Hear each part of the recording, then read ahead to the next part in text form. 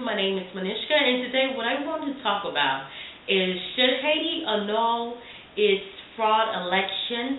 That is what I want to talk about. But before I go into it, there's 5 things wrong with this.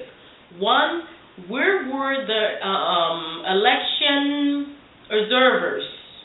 The international ones, the ones from the Caribbean, there was some that came from the United States of America. 2, where was the United Nations troops? I hope y'all realize that we have troops down there, and they've been down there in this illegal occupation for the last 6 years, and they're supposed to be a military. How were these people allowed to burn and pillage, 3,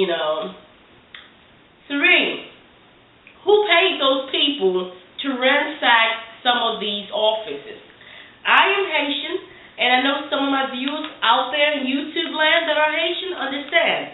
Whenever we see what's called crase boule, we know that someone is financing this. Either an oligarchy in Haiti or is the usual suspect in the international community. So it's only 2 ways that you see crase boule goes on in Haiti. International funding or the oligarchy of Haiti.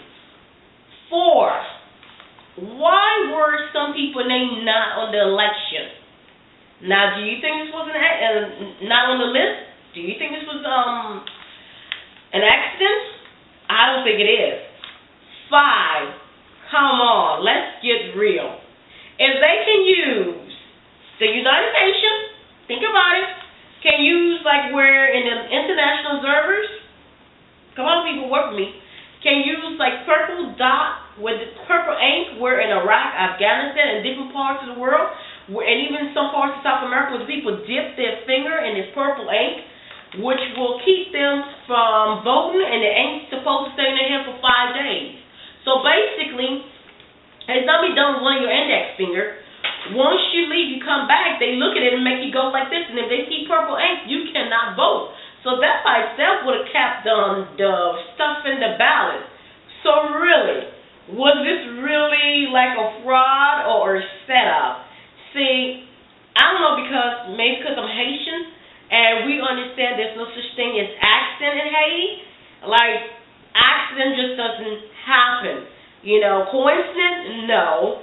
I believe that there are people that work in stages. That means that they set up things for the long haul. And this is just one scheme of the grander picture. This is what I believe. But like I've said many times to my fellow Haitians in YouTube land and probably anybody out there, we need to be analytical. We need to move from the practical stage and from being emotional. And we need to be analytical. We need to look at the bigger picture. And what is this talk about Jude Celestine being the anointed person? I mean, seriously, anointed?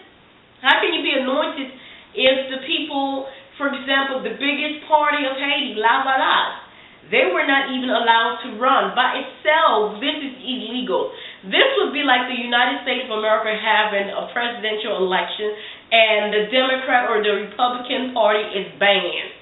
That's the equivalency of the La Balade not being allowed to run, because the La Balade actually speak for the mass, the people, the small people, the ones without the voice. That's who they speak for. Think about it. And so just the fact that they're not allowed to run because for some reason people are scared that maybe the Haitians, for once and for all, will clean up house. That means that they'll get these vultures masquerading like they're helping Haitians when everybody that's Haitian knows they live in the mountaintop in these all white illy valleys, and they don't even come in contact with the poor peasants underneath. But yeah, they can go and snap pictures and post it on websites and make big claims like they're helping the poor. Keep in mind that we had over 10,000 NGOs January 12th when the earthquake happened. And some of these NGOs were medical doctors, some of them were nurses, some of them, were supposed to be emergency people. So we already had a house full of so-called help when more help was being flooded in. That when it happened, I didn't get it. I said, I don't get it. There's over 10,000 of them in Haiti. What are they doing? I mean, we don't need any more NGOs. If these 10,000 don't make the cut, it's time for them to get out, get out, get a little inside joke. We all in the Haitian community. You know how we feel about them. Get out, stop masturbating on black pain. Stop masturbating on poverty. Get out, get out, get out. That's just how we feel about them. Get out. Stop making them dependent by giving them rights back. Get out. We just can't seem to say it loud enough, and then, they have the illegal occupation, which for me just protecting them, because if it wasn't there, we would have run them out of Haiti. Get out. Vultures, stop masturbating on black poverty. Stop masturbating on black poverty. Stop pimping black poverty.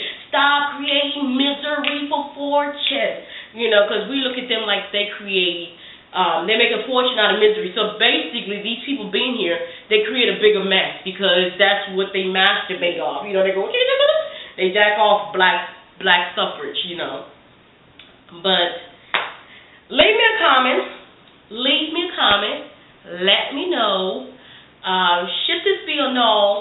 And I really want y'all to think, because this whole fraud thing, like I said, didn't make no sense, because I still can't tell this very day.